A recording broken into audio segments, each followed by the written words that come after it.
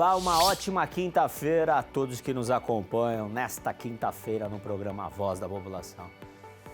E olha, tamo junto. Hoje a gente vai falar de um caso aqui no programa que chocou todo o Brasil e todo mundo. Vamos falar do caso do menino Henry, né? No dia 8 de março ele chegou morto a um hospital do Rio de Janeiro, levado pela mãe e pelo padrasto. No laudo médico, a comprovação foi que ele sofreu muitas agressões e um mês depois, os dois foram presos. E a investigação revelou muitos detalhes sobre o comportamento da mãe, que deixou todo mundo no nosso país muito chocado, né? E o doutor, que é vereador também, o Jairinho, o padrasto, também é acusado por tudo isso. E a gente vai falar com um advogado criminalista, um dos melhores do Brasil, Marcelo Cruz. Ele já está nos nossos estúdios e eu deixo uma pergunta já logo de cara, Marcelo Cruz, para você, que eles estão presos durante 30 dias, né? Os dois, nesse prazo de 30 dias. E eles, passando esses 30 dias, os dois podem sair da prisão ou não? Olá, Paulo. Deixar aqui o meu cumprimento inicial ao telespectador do programa Voz da População, programa esse que eu admiro e respeito bastante, pela qualidade e, acima de tudo, das notícias realmente enfrentadas no programa A Voz da População.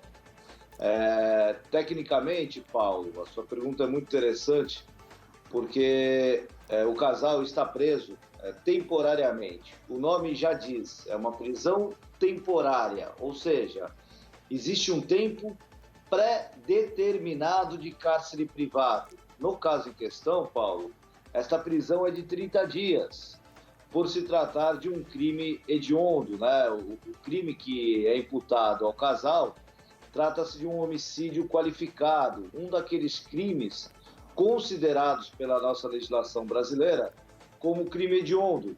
E quando se trata de crime hediondo, esta prisão temporária tem o prazo de 30 dias. Como é que funciona, Paulo? Esta prisão temporária, ela serve, na verdade, para auxiliar a investigação. No caso aí, os policiais da 16ª Delegacia de Polícia da Barra da Tijuca, ali do Rio de Janeiro. E essa prisão, uma vez encerrado o prazo de 30 dias, existem 3 opções, Paulo. Primeira delas, a autoridade policial pode requerer a prorrogação do prazo, ou seja, por mais 30 dias. Né? A lei prevê uma única prorrogação, tá? Ou seja, 30, sendo prorrogada esta prisão por mais 30. Segunda hipótese, o delegado, ao invés de pedir a prisão, a renovação da prisão por mais 30 dias, solicitar ao juiz a decretação da prisão preventiva.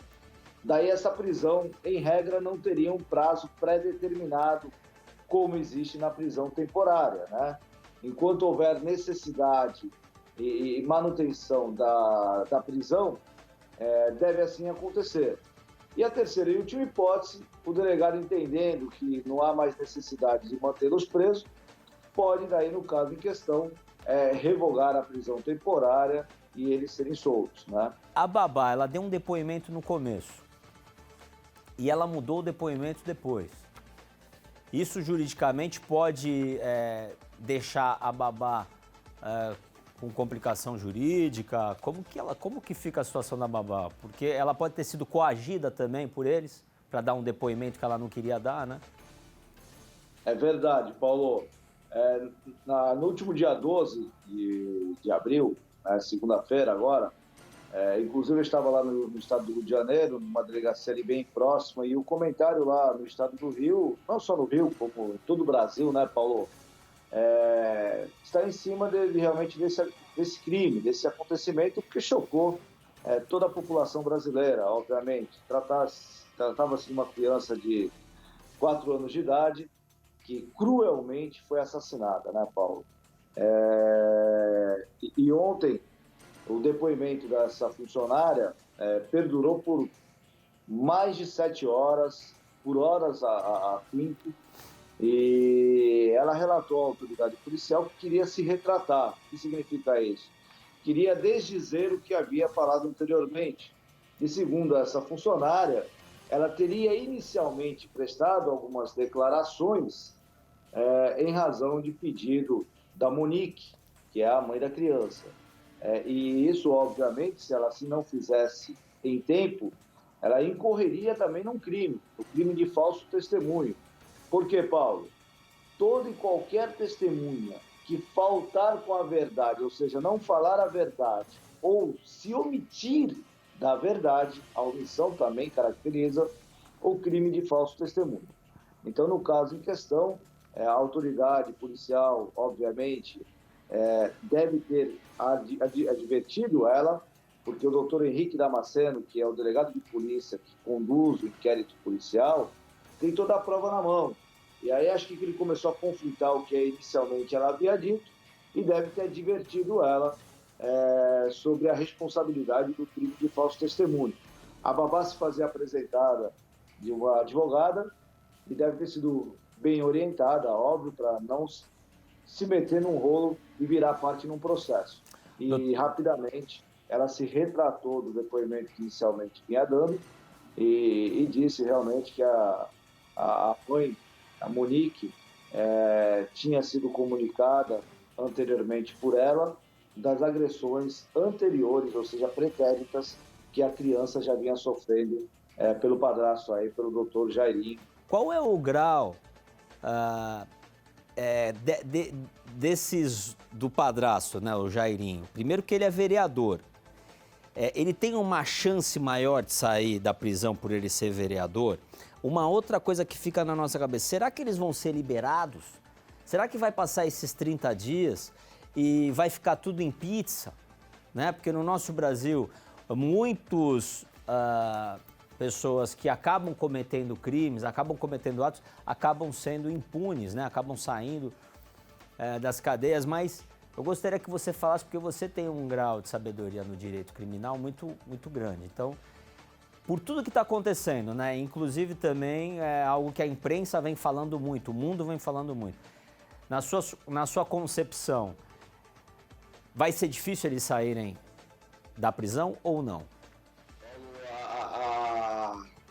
A autoridade policial e a equipe de investigação da 16ª Delegacia de Polícia da Barra da Tijuca, lá do Rio de Janeiro, bem como o Instituto de Criminalista, o Instituto Médico Legal do Estado do Rio de Janeiro, não vem medindo esforços realmente para comprovar não só a materialidade, mas também a autoria delitiva e as responsabilidades aí do casal, né, da mãe do menino, a Monique, e do padrasto, o doutor Jairinho, o vereador.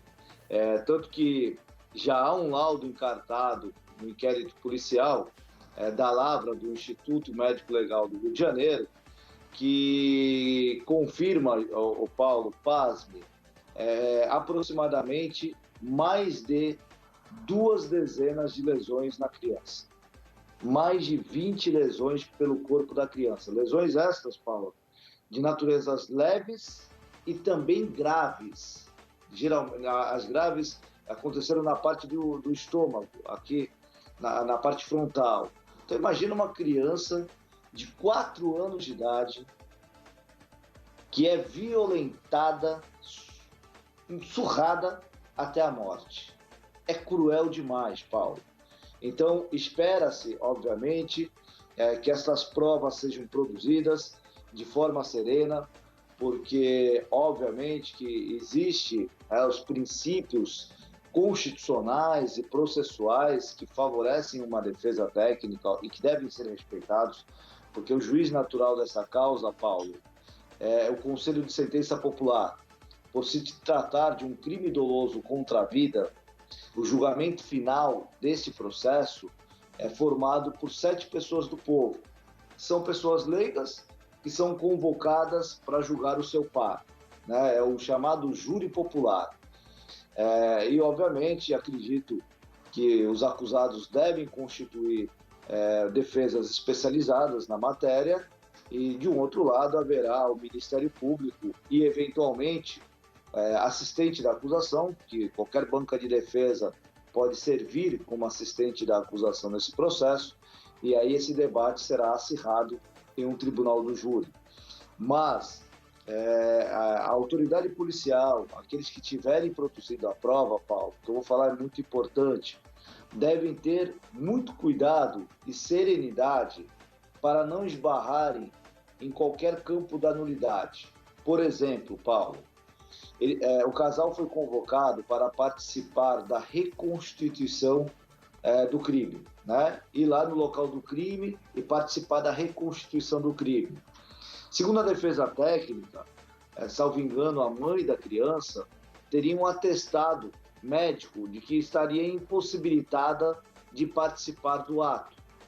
O delegado de polícia, né, com finco e revestido do interesse em dar uma resposta rápida à sociedade, realizou o ato da reconstituição independentemente da presença do casal.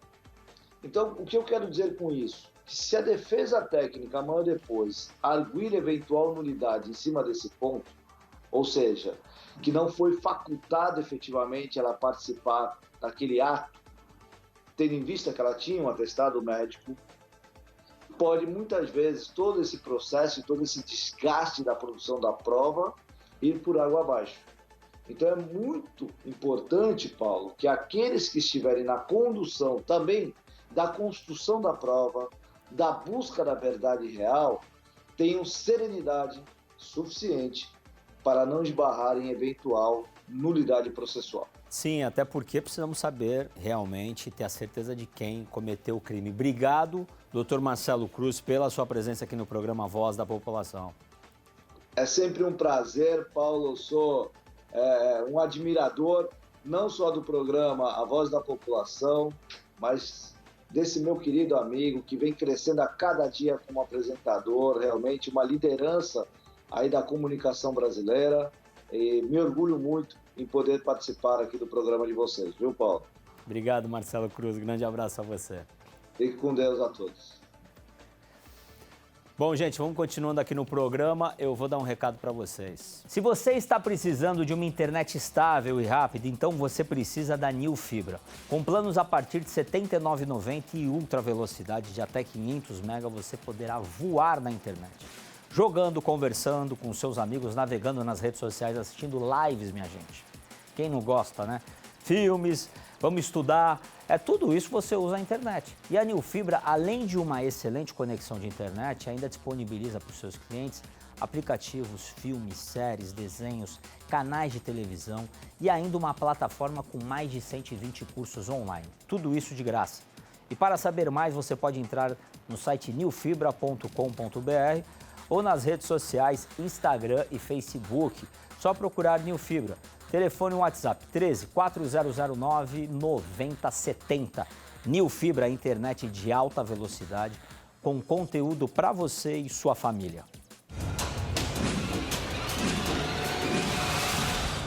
E olha, vamos começando com pergunta aqui com o doutor Samuel Soares. Tudo bem com você, doutor? Tudo bem, Paulo. Boa tarde. Graças a Deus. E a gente tem perguntas aqui para você. E é o seguinte, mesmo desempregado, olha só a pergunta. O pai precisa pagar a pensão? Como que isso funciona? Se não pagar a pensão, a única coisa que coloca, uma das principais coisas que coloca no Brasil é a pensão. É verdade, isso funciona, né?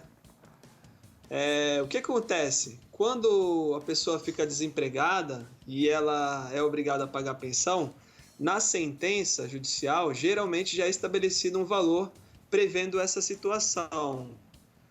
Geralmente é meio salário mínimo, mas aí a pessoa tem que ver, no caso dela concreto, como ficou estabelecido esse acordo, né? Essa sentença judicial. Geralmente é meio salário mínimo. Se a pessoa paga... Pode continuar. Se a pessoa paga voluntariamente, sem decisão judicial, ela deve entrar num consenso, né, com a parte que recebe, formular um acordo, né, tendo em vista a modificação na sua vida financeira. Sim, por que surgiu essa pergunta do telespectador? Porque tem muita gente perdendo emprego, né, doutor? Sim. E aí fica a preocupação, fica a preocupação aí do pai que não tem renda e precisa pagar a pensão. E aí a pergunta aqui, seguindo a primeira pergunta do telespectador, ele escreve aqui assim, ó. Esse pagamento muda de acordo com a guarda? E se a guarda for compartilhada, tira essa obrigação de pagar ou não? O telespectador aqui que mandou está preocupado porque possivelmente está sem renda. Certo. Vamos lá. No caso dele, em que a guarda é compartilhada, por assim dizer, essa obrigação ainda permanece, mesmo ele estando desempregado. Volto a frisar, precisa verificar como ficou estabelecido na sentença judicial que fixou a obrigação alimentar para verificar como se dará o caso de desemprego, se ele deve pagar uma quantia menor ou deve prestar outro tipo de alimentos, em natura, por exemplo. Tá, Samuel, eu vou dar um recadinho e aí tem algo aqui interessante da gente falar também, logo depois da pensão alimentícia. Tem as perguntas dos nossos telespectadores. Engraçado que tem uma pergunta aqui, que antes de eu dar o meu recado eu vou falar para vocês, né? Estou com um problema grave com o meu carro. Comprei ele, 0 quilômetros, há 6 anos. Já fiz todas as revisões na concessionária e de repente o meu carro parou, né? Então ela falou que levou na oficina da concessionária, gastou R$8.000, né? Então a gente vai falar daqui a pouco sobre isso. Espera aí. Antes eu vou dar um recado para você. Essa é uma notícia para você que está precisando de uma renda extra, mas não sabe o que fazer. Então se liga nessa dica, olha só. Atenção, que essa dica é para você que deseja ter o seu próprio negócio. Com a Compacta Mix, você pode produzir e vender coxinhas, bolinhas de queijo, enroladinhos, docinhos e muito mais, em vários tamanhos e formatos, pois todo o processo é automatizado, com uma lucratividade superior a 400%. Você vai faturar alto vendendo para toda a sua vizinhança, mercados, supermercados, padarias e entregar pelo sistema de delivery ou aplicativos. O seu cliente recebe na porta e você fatura. Simples assim. Então não perca tempo e já vai ligando. Fature alto o ano todo produzindo todas essas delícias com a sua Compacta Mix. Ligue agora mesmo ou acesse o site da Compacta Print e adquira a sua máquina direto do fabricante em 12 vezes sem entrada, sem juros, pelo menor preço do mercado. Compacta Print. Quem tem, tá bem. Então vai por mim, ligue grátis agora mesmo para 0800 666 0000. O telefone é fácil. Ou acesse o site e adquira agora a sua Compacta Mix em 18 vezes, sem entrada, sem juros, direto com a fábrica. Isso é muito importante, gente. Você vai falar direto com a fábrica por esse telefone que você está vendo agora aqui no SBT. Ligue grátis agora no 0800 666 0000. Ou acesse o site e adquira sua Compacta Mix em 18 vezes, sem entrada, sem juros, com parcerinhas que eu tenho certeza que cabem no seu bolso. Compacta Print. Quem tem, tá bem! O Wagner Manuel, ele é da cidade de Araraquara. Queria tirar uma dúvida. Fui no dentista fazer um implante e tive que arrancar o dente antes e paguei todo o implante à vista. Ele fala. O doutor me passou uma tomografia e me falou que não tem como fazer o implante, porque não tem um osso. Mas fui em outra clínica e outro doutor me falou o contrário, que dá para fazer sim. Moral da história, fiquei sem o dente e já faz 6 meses que estão me enrolando. E o que eu devo fazer nesse caso? Situação complicada, Paulo. Nesse caso, depende de uma perícia técnica. Um outro dentista tem que avaliar a situação, verificar se esse diagnóstico inicial foi equivocado. Se foi equivocado, ele pode solicitar a restituição do valor que ele pagou. Inclusive, pedir também uma indenização, tendo em vista que ele teve o dente extraído indevidamente. Mas Sim, precisa até porque tem a panorama, né? Você pode fazer lá a panorâmica. Sim. E aí Tem o aquela dentista vai ficha. ver se pode tirar ou não o dente, se tem osso, se não tem, passar o orçamento antes. Que história é essa, né? Com certeza. Tem que ter um conhecimento técnico daquilo que ele está propondo, aquele tratamento ortodôntico. Olha, eu vou dar um recadinho. Falando em tratamento ortodôntico, eu vou dar um recadinho e a gente já volta aí. Vamos lá. Eu tenho um recado para falar para você do Centro Odontológico do Povo. Tenho que trazer uma informação muito importante para toda a população, porque esse cenário é muito difícil que a gente está vivendo, né? É muito difícil. A gente tem que estar unido. Mas vai passar. Esse é o recado da COP, Centro Odontológico do Povo. E ela se enquadra na categoria de serviços essenciais. Então, está funcionando, né? Todos que estão fazendo tratamento odontológico na COP podem continuar indo, ok? Reduzindo o horário, né? Eles reduziram a COP e está das 9 às 18 horas e aos sábados eles iniciam 9 da manhã. De maneira consciente e preventiva, seguindo todos os protocolos, claro, aí, de saúde e higiene, de orientações da OMS, né? E a COP, gente, redobrou todos os cuidados para atender você e toda a sua família. Pode ir aí com toda a segurança. Implante, ortodontia, tratamento de canal, harmonização facial. Todos os tipos de tratamento você encontra na COP.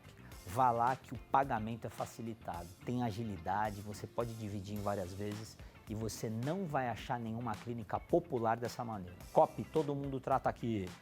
Vamos lá, quem mais que eu entendi? Andréia Cerqueira, não vou pro intervalo. Vamos pro intervalo mais tarde. Andréia Siqueira, comprei um carro no nome do meu compadre e ele tirou o carro de mim. E olha só que coisa, negócio de família tem briga, né? Já paguei 11 mil reais e ele nem me deu satisfação se vai me ressarcir algum valor, né? E gostaria de saber o que eu posso fazer na justiça. Olha, vai entrar na justiça contra o compadre dele. Já que não há uma solução amigável, o primeiro ponto é esse, né? Entrar num consenso, tentar a conciliação, justamente que existe uma relação aí de amizade, né? Ele foi compadre dele, então é bom evitar o litígio, né? É bom evitar o processo judicial. Isso pode ser resolvido através do consenso. Se não houver alternativa, ele pode ingressar com uma ação comprovando, né, que ele pagou aquelas parcelas e que ele quer de volta o pagamento que ele fez daquele veículo. A gente vai para um rápido intervalo, que o pessoal tá me gritando na minha orelha, e aí eu já volto. Fica aí que tem mais dúvida do povo aqui para você, tá? Tá ok. Não saia daí, tá bom? A gente já volta, meu povo. Fiquem aí que tem muitas dúvidas aqui e que com certeza são dúvidas de você também.